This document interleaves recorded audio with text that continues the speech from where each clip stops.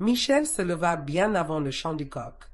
La lumière n'était pas encore entrée dans la cour commune, mais il connaissait chaque fissure du mur de béton, chaque tôle grinçante, chaque pierre chaude sous ses sandales cassées. Il avait 13 ans, un âge où certains garçons rêvent de ballons ou de YouTube. Mais lui, il rêvait de pain. Le quartier d'Abobo était encore plongé dans un demi-sommeil poussiéreux. L'air du matin portait une odeur mélangée de charbon humide, de savon bon marché et de résidus de sauce graine restés dans les caniveaux. Il marcha lentement, essayant de ne pas faire de bruit pour ne pas réveiller les voisins. Mais ce matin-là, c'était inutile. Sa belle-mère l'attendait déjà dehors. Debout, bras croisés, foulard attaché haut, elle le fixait comme un douanier fixe un fugitif. « Tu crois que j'ai ton temps? Va au marché. Maintenant. » Michel baissa les yeux. « Maman, il est trop tôt. Le marché n'ouvre qu'à... » La gifle partit sans prévenir. « Tu veux que ton père mange quoi à son retour? De l'air? Vas-y. Et n'ose pas rentrer sans les oignons et le poisson fumé. » Il prit le sachet noir à moitié déchiré et sortit de la cour. Ses jambes tremblaient. Pas de peur du noir, non. Michel connaissait l'obscurité, mais de ce que cela voulait dire. Personne n'allait au marché à cette heure. Personne. Depuis 6 mois, des rumeurs circulaient. On parlait d'un homme vêtu d'un pagne rouge sang, rôdant entre les étals vides, d'enfants jamais revenus, d'une femme qui entendait des cris dans la brume et ne les a jamais retrouvés. Mais ce n'était que des rumeurs, n'est-ce pas? Michel arriva devant le grand portail du marché central. Fermé. Il s'approcha. Un bruit. Une corde qui grince. Un souffle. Un cliquetis métallique. Il recula d'un pas. Puis deux. Il allait faire demi-tour quand il vit quelque chose au sol. Une ombre. Non. Encore. Petit. Comme lui. Le sachet glissa de ses doigts. Il fit un pas vers l'ombre. Et là, au moment où il allait s'agenouiller, le corps ouvrit brusquement les yeux. 2 yeux jaunes, comme des lampes à pétrole, le fixaient dans l'obscurité. Michel resta figé, le souffle coupé. Les 2 yeux jaunes continuaient de le fixer, sans ciller, brillant comme des lucioles sous une bâche d'huile. Un clignement, puis un autre. Le corps n'était pas un cadavre.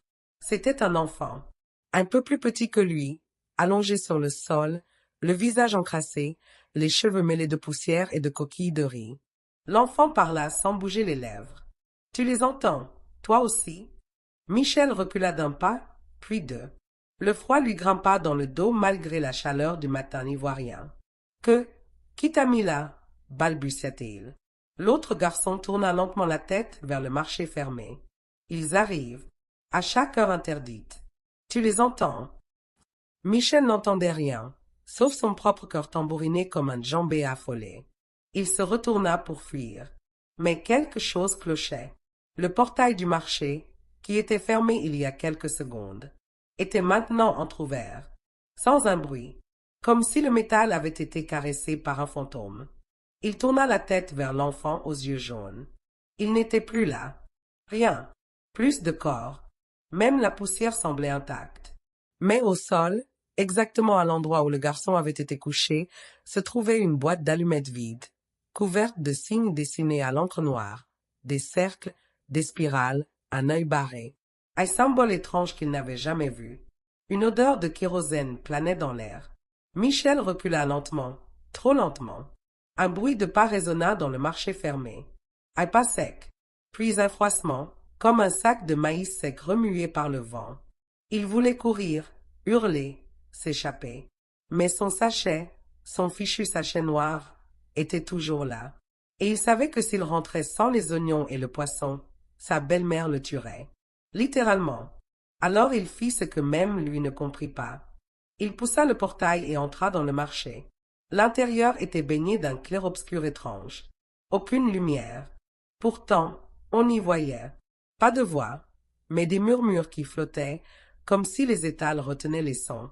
Des étals vides, des parasols pliés, des sacs éventrés. Et au bout de l'allée principale, un homme, immobile, dos tourné, grand, très grand.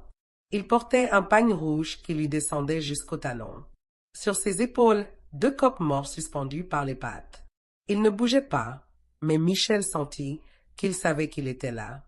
Il voulut faire demi-tour. Trop tard. Tu veux du poisson, petit?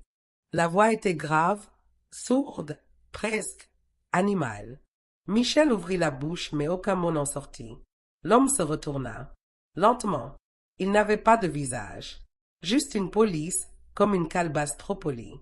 Mais au centre de son front, un seul œil. L'œil du symbole. Et derrière lui, le garçon aux yeux jaunes. Il souriait. Et cette fois, ses lèvres bougeaient vraiment. Bienvenue, Michel. Toi aussi, tu as été choisi.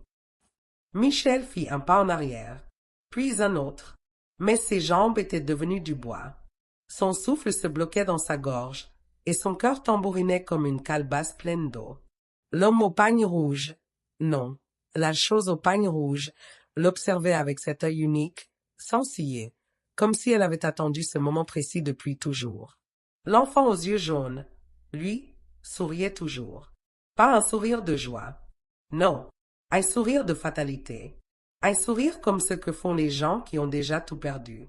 Michel ouvrit enfin la bouche, la voix tremblante. Je voulais juste acheter du poisson. Le géant sans visage s'avança d'un pas. Il tenait un plateau de marché vide, en bois creusé, taché de sang séché. Puis il dit calmement. Et tu l'as trouvé. Mais ici, rien n'est gratuit. Et rien ne sort vivant après l'heure interdite. Michel recula, trébucha sur un sac de charbon éventré et tomba les fesses dans la poussière. Il se releva aussitôt, paniqué, et se mit à courir à toute allure vers la sortie du marché. Il voulait fuir. Fuir cette folie, ces yeux jaunes, cet œil unique, ce marché hanté. Il voulait rentrer chez lui. Revenir à sa belle-mère, même avec une gifle, même avec des insultes. Elle, au moins, était humaine. Mais quand il arriva au portail par lequel il était entré, il n'y avait plus rien. Pas de sortie, pas d'ouverture. Juste un mur de métal rouillé, lisse, froid, sans poignée. Le marché s'était refermé sur lui. Comme une mâchoire, Michel se mit à crier, à frapper le mur de ses poings maigres. « Ouvrez, ouvrez-moi. Je suis pas venu ici pour mourir. Ouvrez. » Et alors, dans le silence revenu, une voix douce résonna derrière lui. Une voix de femme. « Pourquoi veux-tu partir, Michel? Tu es là parce que tu dois comprendre. Parce que tu dois choisir. » Michel se retourna. Une femme se tenait là, au milieu du marché. Belle, très belle, trop belle. Peau dorée, pagne violet au motif adinkra, pieds nus. Elle le regardait avec une tendresse étrange, presque maternelle. « Qui êtes-vous » bredouilla Michel. « Moi, je suis celle qu'on appelle Mamado, la gardienne des mémoires. Je veux juste rentrer chez moi. Tu n'as pas encore vu ce que tu es venu chercher. Tu ne peux pas rentrer avec un sachet vide. Tu portes en toi quelque chose qui ne t'appartient pas. Et ils le veulent aussi. » Michel secoua la tête, recula, secoué de larmes. « Je suis juste un garçon. Je suis pas un héros. C'est toujours ce que disent ceux qui le deviennent, » répondit-elle calmement. Puis elle pointa du doigt le coin le plus sombre du marché. Michel suivit du regard. Et là, dans un recoin entre deux étals, couvert de sacs d'oignons éventrés, il vit son père. Assis, les yeux fermés, silencieux. « Papa, papa !» Il courut vers lui. Mais à mesure qu'il avançait, la silhouette de son père s'effaçait, comme un mirage de chaleur, et il tomba à genoux. Il hurla, de rage, de peur, de désespoir. Michel était toujours à genoux dans la poussière du marché. Les larmes lui brûlaient les joues, mais ses cris ne sortaient plus. Sa gorge était une pierre. Son cœur, un tambour fendu. Son père, il l'avait vu. Il était là, puis plus là, comme une illusion. Un souvenir, ou pire, un mensonge. La femme au pagne violet s'approcha. Ses pas étaient silencieux, mais son regard pesait comme un ciel chargé de tonnerre. « Tu n'es pas fou, Michel. Tu l'as vu. Il est vraiment là. Mais tu ne peux pas le rejoindre tant que tu refuses de voir ce que ton sang cache. » Michel redressa un peu la tête. « Mon père est mort il y a 3 mois. Accident. Mototaxi. Je l'ai vu. Il saignait du nez. Il parlait plus. Il respirait plus. Il est mort. » Mamado hocha lentement la tête. « Mort, Oui. Physiquement. Mais pas totalement. Les morts ne disparaissent pas. Ils s'endorment. Et parfois, on les enterre avant leur temps. Michel recula. Qu'est-ce que vous dites là? Elle s'agenouilla à côté de lui. Sortit de son pagne une petite calebasse nouée avec une corde rouge. Elle la secoua 3 fois, et un souffle d'air chaud balaya le marché. Les étals tremblèrent. Les sacs de riz frémirent. Les chaises pliantes tombèrent d'elles-mêmes. Ton père a été pris, Michel. Pas par la mort, mais par le marché des âmes. Un lieu que seuls les enfants ouverts peuvent traverser. Ouverts? Toi. Ceux qui entendent les murmures dans les murs. Ceux qui sentent les ancêtres. Ceux qui rêvent d'endroits qu'ils n'ont jamais vus. Elle approcha la calebasse de son front. Un halo doré s'échappa du goulot. Et là, Michel vit.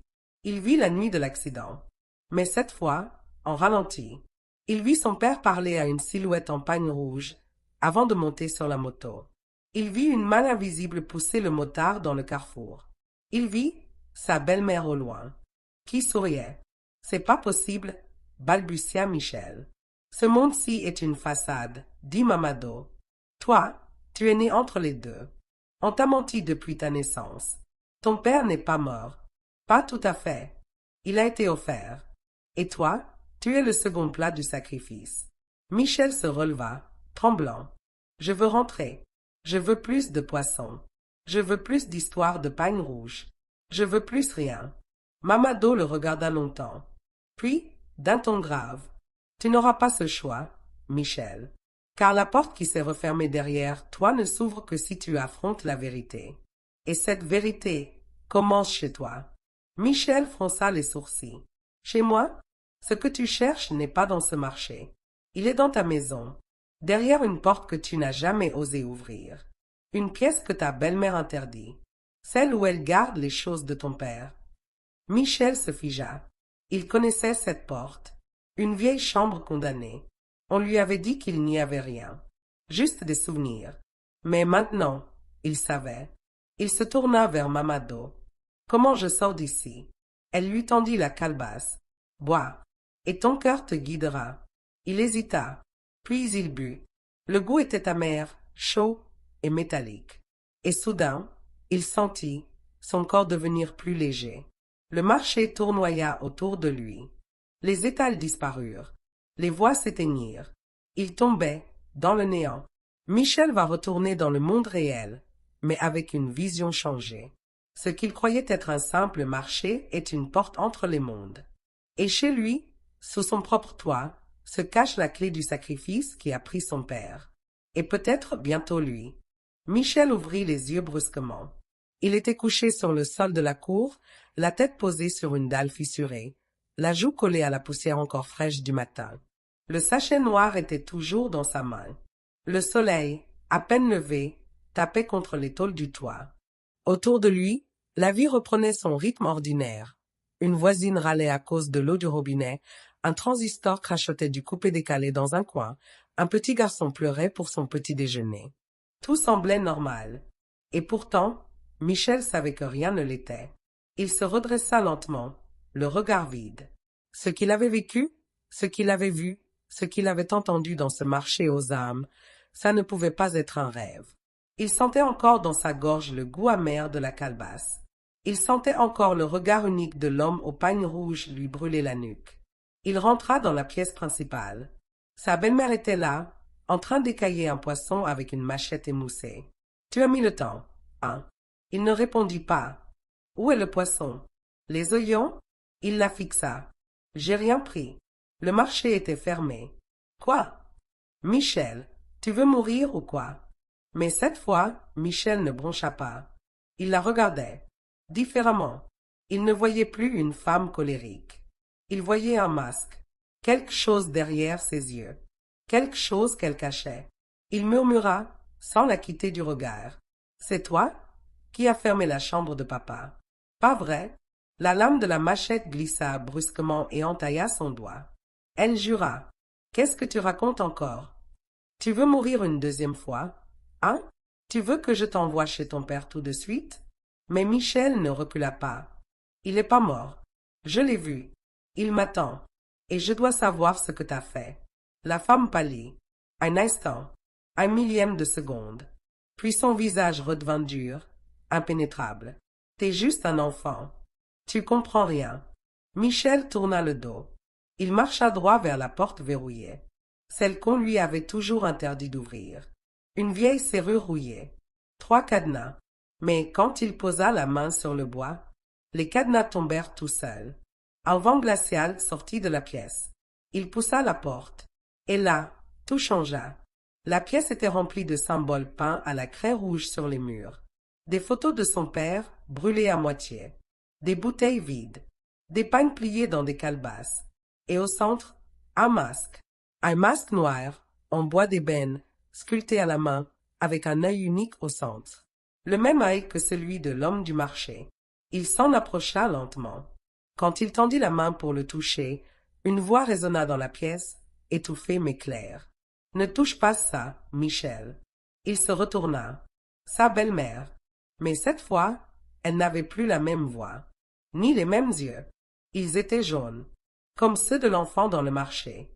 Elle sourit, lentement. « Tu es allé trop loin, petit. Maintenant, tu verras ce qu'il en coûte d'ouvrir les portes que même les morts ferment. » Et elle s'avança vers lui, les doigts tremblants, les ongles devenus noirs. Michel a traversé le seuil. Il est maintenant dans le vrai monde, celui où la magie, la trahison et la vérité se confondent. Et la première ennemie vit sous son toit. Michel recula lentement, dos tourné vers le masque suspendu.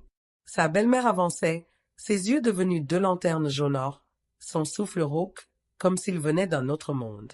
Ses ongles noirs raclaient les murs. Son foulard s'était défait, et ses cheveux, qu'il avait toujours vus bien tressés, flottaient comme des serpents invisibles, agités par un vent intérieur. « Tu n'aurais jamais dû ouvrir cette porte, Michel. Et toi, t'aurais jamais dû tuer mon père. » Elle éclata de rire. Un rire cassé, un rire qui ne sortait plus d'un corps humain. Puis elle cracha. « Je ne l'ai pas tué. Je l'ai offert, comme on m'avait offert à ma naissance. Le sang appelle le sang, et ton père avait une dette. » Michel agrippa une vieille chaise bancale dans la pièce, prêt à se défendre. Mais au lieu d'attaquer, sa belle-mère leva les bras et disparut, comme évaporée dans un souffle de cendre. À sa place, un petit garçon apparut, debout dans l'ombre, les yeux jaunes. Le même que dans le marché. Encore lui. « Tu me suis enfin, dit-il. Et maintenant, on a besoin de toi. »« Hein ?» demanda Michel. La pièce trembla. Les murs vibrèrent, et soudain, les photos de son père tombèrent tout au sol, retournées. Derrière chaque photo, un mot écrit à l'encre. Ko, Mono, Zilo, Mamado, Wara, Blond. Des noms, anciens, interdits, des noms qu'on ne prononce que dans les bois sacrés. Ce sont les noms des gardiens, ceux qui ont été trahis par les vivants, expliqua le garçon. Et toi, t'es qui? Je suis ton jumeau oublié. Michel sentit le sol se dérober sous lui. Quoi? Ta mère l'avait caché à tous. Elle était tombée enceinte de 2 enfants, toi et moi. Mais dans son village, les jumeaux sont un signe de malédiction. Alors une nuit, elle m'a vendu. Michel recula. Les larmes lui montèrent aux yeux. Non, c'est pas vrai. Ma mère est morte en me donnant naissance. C'est ce qu'on m'a dit. Elle est morte en me donnant au marché. Et là, Michel vit. Il vit une scène qu'il ne connaissait pas. Une jeune femme pleurant dans une hutte, tendant un nourrisson à une silhouette en pagne rouge. Une larme, un tambour, un cri d'enfant. C'est à ce moment-là que le pacte a commencé. Et c'est ce pacte qui a réclamé papa, ensuite toi. Michel tomba à genoux. Pourquoi moi? Pourquoi tout ça? Parce que tu es le seul qui peut casser la chaîne. Tu es la moitié restée dans la lumière. Et moi, la moitié avalée par l'ombre. La maison trembla de nouveau. Un craquement s'éleva du toit. Une ombre passa sur les fenêtres. La voix du garçon se fit grave. Ils arrivent. Tous ceux à qui on a pris une vie sans payer. Tout ce que ta belle-mère a offert pour protéger sa position. Et soudain, le sol s'ouvrit. Une bouche noire. Un escalier. Un appel. Une voix que Michel reconnut immédiatement. C'était la voix de son père. Michel, sauve ton frère. Il n'hésita pas. Il agrippa le masque au mur, le colla à sa poitrine et sauta dans l'ombre. Michel vient de découvrir que non seulement son père est prisonnier, mais qu'il a un frère jumeau oublié, sacrifié à sa naissance. La belle-mère est plus qu'un être humain. Elle est un pont vivant entre les vivants et les damnés. Et maintenant, Michel va devoir descendre dans le monde souterrain pour sauver les âmes prises et briser la chaîne. Michel tomba. Longtemps. Le masque collé à sa poitrine battait comme un second cœur, et autour de lui, l'obscurité prenait des formes. Des bras tendus, des visages sans bouche, des chants d'enfants dans une langue ancienne. Il tomba jusqu'à ce que le vide se transforme en sol. Brutalement, il se releva, haletant. Autour de lui, une forêt. Mais pas une forêt ordinaire. Des arbres noirs. Des troncs au visage gravé. Chaque tronc semblait pleurer une sève rouge. Le sol, jonché de coris brisés et de bracelets d'enfants. Un silence épais, entrecoupé de tambours au loin. Et dans le ciel, aucune étoile. Juste un œil, unique, immobile, qui regardait. Le garçon aux yeux jaunes était à ses côtés. Il ne souriait plus. Bienvenue dans Sauveau, le ventre des âmes oubliées. C'est ici que papa est prisonnier? Oui. Et tous les autres? Ce qu'on a offert. Ce qu'on a vendu pour du pouvoir, du silence ou du confort. Ils attendent. Michel serra le masque contre lui. Je suis prêt. Ils marchèrent. Longtemps. Jusqu'à un grand arbre au centre d'un cercle de feu. Autour, des silhouettes attachées, des enfants, des vieillards, des femmes sans visage. Tous figés. Tous silencieux. Et là, suspendu à une branche comme une offrande. Son père. Ses bras étendus, ses yeux fermés. Mais son cœur battait. Faiblement. Papa, cria Michel. Une voix retentit alors dans toute la forêt. Tu veux l'échanger, petit? L'homme au pagne rouge apparut. Plus grand qu'avant. Plus large. Il semblait fait de cendres vivantes. Tu veux l'échanger? Pourquoi? Pour moi, cria Michel. Mais tu n'es pas entier. Et à ce moment, le garçon aux yeux jaunes s'avança. Il n'est pas entier. Mais ensemble, nous le sommes. Et alors, les deux garçons se regardèrent. L'un, venu de la lumière. L'autre, des ombres. Ils se prirent la main.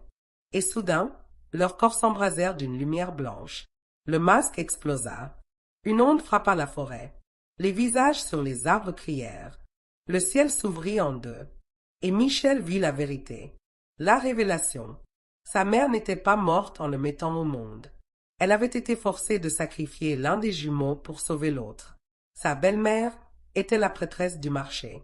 Une femme qui, depuis des décennies, entretenait le pacte en offrant des enfants jumeaux. Son père l'avait découvert et avait voulu fuir avec Michel. Mais au moment de partir, il avait hésité. Il avait regardé la chambre interdite et signé sans le savoir sa propre perte. Michel comprit alors. Ce n'était pas un simple marché. C'était un système. Un cycle de pouvoir et de sang qui se répétait depuis des générations. Et il était celui qui devait y mettre fin. L'homme au pagne rouge recula. Pour la première fois, il semblait effrayé. Tu as ramené l'autre moitié. Tu as brisé l'équilibre. Tu ne devrais pas exister. Michel le fixa, les yeux baignés de lumière. Peut-être. Mais je suis là. Et je me souviens de tout maintenant. Il leva la main. La forêt hurla. Et toutes les âmes pendues se mirent à respirer de nouveau. Michel ouvrit les yeux. Il était de retour. Dans la cour. La même dalle fendue. Le même ciel ivoirien, bleu lourd et chargé d'humidité. Les mêmes voix des voisins. Les mêmes odeurs de manioc brûlé. Mais lui, il n'était plus le même. Le masque n'était plus là. Le sachet noir non plus. Mais il portait autre chose. Un poids dans la poitrine, une lumière dans la gorge, et dans ses paumes, des traces rouges, comme des lignes de destin réécrites. Il se releva, lentement, le regard changé. Il sentait ce que les autres ne pouvaient pas voir. Il entendait les battements du monde derrière les murs. Il connaissait la mécanique des sacrifices. Et il savait ce qu'il devait faire. Il entra dans la maison. Sa belle-mère était là, assise, immobile, comme si elle attendait. Elle ne leva même pas les yeux. « Tu es revenu, dit-elle. « Oui, répondit Michel. Tu as vu ton frère. Alors. Et ton père. Oui. Elle hocha la tête. Alors tu sais ce que je suis. Ce que j'ai fait. Oui. Un silence. Long. Pesant. Elle se leva. Lentement. Son foulard glissa. Ses cheveux avaient blanchi. Ses mains tremblaient. Tout ce que j'ai fait, je l'ai fait pour survivre. Pour garder ce toit. Pour que ton père ne m'abandonne pas. Il ne t'aurait pas abandonné. Il voulait partir avec nous. Justement. Il voulait partir avec toi. Pas avec moi. Elle éclata en sanglots. Des larmes sèches. Des larmes vieilles. Michel la regardait. Pas avec haine. Pas avec colère. Mais avec une étrange compassion. Il s'approcha. Elle tomba à genoux. Je n'ai plus rien. Plus de force. Tu peux me livrer à eux. Ils me prendront. Michel secoua la tête. Non. C'est trop simple. Tu ne partiras pas. Tu vivras avec ce que tu as fait. Tu vivras libéré du pacte, mais marqué à vie. Et tu raconteras à chaque enfant du quartier ce que tu as fait pour qu'il ne le refasse jamais. Elle leva les yeux, surprise. Le cycle est terminé, dit-il. Et il tourna les talons. À l'extérieur, les enfants du quartier jouaient. Mais quelque chose avait changé. Un vent chaud soufflait, différent. Les vieux du quartier fixaient Michel avec respect ou peur. Une petite fille le pointa du doigt. C'est lui, le garçon revenu du marché interdit. Il s'agenouilla devant elle. Écoute bien. Un jour, tu auras peur. Tu sentiras quelque chose t'appeler dans l'ombre. Tu croiras que tu n'as pas le choix. Mais si tu écoutes ton cœur, si tu écoutes ce qu'on oublie, tu sauras quoi faire. Elle hocha la tête, fascinée. Le soir venu, Michel entra dans la chambre de son père. Vide. Mais sur la table de nuit, une seule chose. Un carnet. Le carnet de son père. Il l'ouvrit. À l'intérieur, une phrase, écrite au stylo bleu. Le véritable héritage n'est pas le sang, mais le courage de briser ce qui nous tue en silence. Michel ferma le carnet. Puis il sourit. Pas un sourire d'enfant. Un sourire d'homme. Michel a survécu. Mais surtout, il a choisi de vivre sans sacrifier. Il a mis fin à un système de pactes invisibles transmis par le silence. Il ne sera plus jamais le petit garçon de la cour. Il est celui qui est revenu de là où personne ne revient. Il est désormais le gardien des vérités. Merci d'avoir suivi cette histoire bouleversante et mystérieuse inspirée du cœur de la Côte d'Ivoire. Abonne-toi dès maintenant à notre chaîne Histoires Incroyables ou pour ne rater aucune des prochaines histoires africaines, magiques, profondes et remplies d'émotions. On raconte ce que d'autres oublient. On montre ce que certains cachent. Et maintenant, à vous, les spectateurs. Croyez-vous aux mondes invisibles? Qu'auriez-vous fait à la place de Michel? Auriez-vous bu la calebasse de Mamado? Et si, vous aussi, il y avait une chambre fermée dans votre maison? Oseriez-vous l'ouvrir? Pensez-vous que les pactes anciens existent encore dans nos familles aujourd'hui? Laissez vos réponses en commentaire. On lit tout, on répond à tous, et on vous prépare déjà une autre histoire encore plus folle. À très vite sur Histoires Incroyables, là où les histoires ont des cicatrices.